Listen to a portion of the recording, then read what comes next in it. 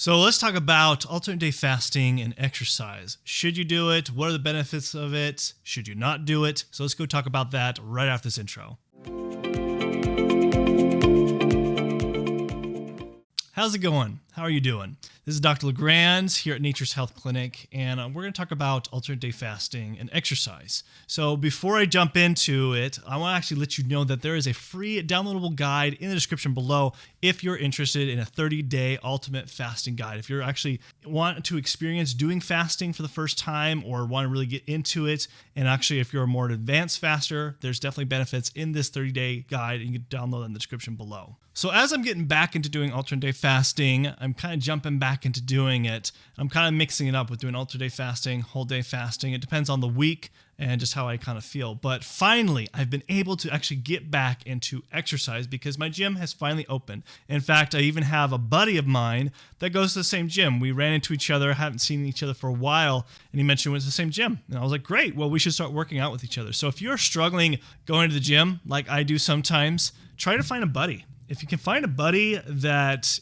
can get you up in the morning to go and exercise, that is going to be the best option that I've found. It's really nice because it motivates me. Anytime that I've been able to be very consistent with exercise, it's usually because I had buddies in college that I went to the gym all the time with, or just, a friend to be able to go to the gym with. And this can be really, really helpful and beneficial when you can find somebody that kind of keeps you to always get up in the morning to be able to do that versus just like doing it on your own.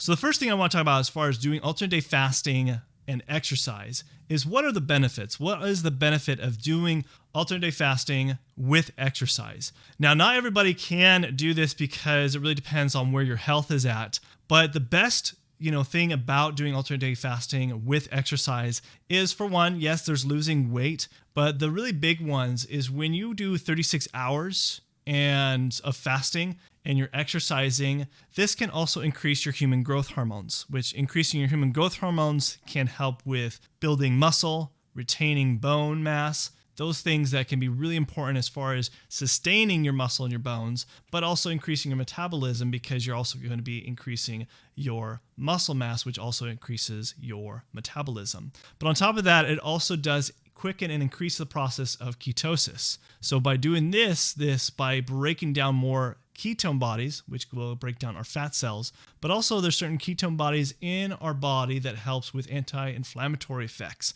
that block I've talked this about in some of my other videos, but basically block what we call inflammation, which is actually a precursor to inflammation. And so these particular ketones actually do help break that down when you actually are breaking down more when you're actually breaking down more ketones in your body. On top of that, when you are doing an extensive fast, like 36 hours, when you're doing alternate day fasting, and also exercise, this can, in some ways, increase autophagy, more so than if you're just to fast. So that's another benefit. So there's definitely those three benefits that you could see by using exercise and doing alternate day fasting. The second thing is, when should you actually do your exercise when you're doing alternate day fasting? So if you're doing the typical 36 hours of fasting and then 12 hours in an eating window span, so the 36-12 alternate day fasting, you should do your exercise at the tail end of your fast. Why? Well, so for example, if you do 36 hours, you started your fast the night before,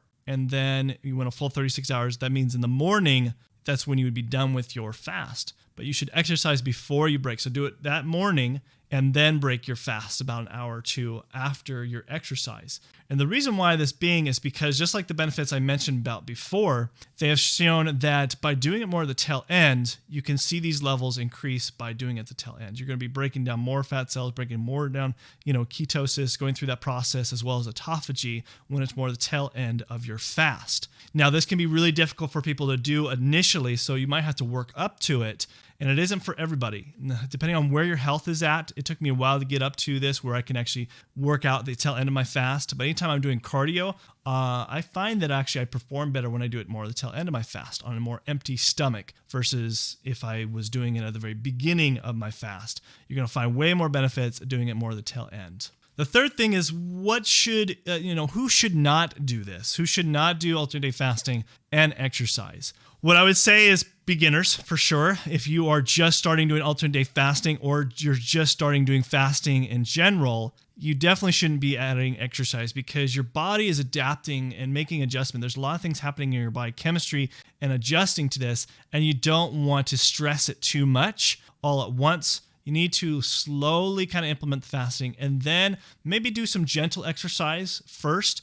Maybe do it not at the tail ends, because you might be already really too weak to begin with. So maybe do it at the beginning of your fast to begin with, and then eventually get the really benefits doing it at the end. But do slow, do it gently. Okay. It's very important to be able to do these things more at a gentle pace versus, doing everything all at once. The other thing is also people who tend to have, different symptoms, such as like diabetes, especially if you have blood sugar, different issues. This is probably not a good thing. I would be very careful about doing this, especially also if you have other deteriorating diseases. Those doing exercise doing exercise as well as fasting not a good combo if you have deteriorating diseases.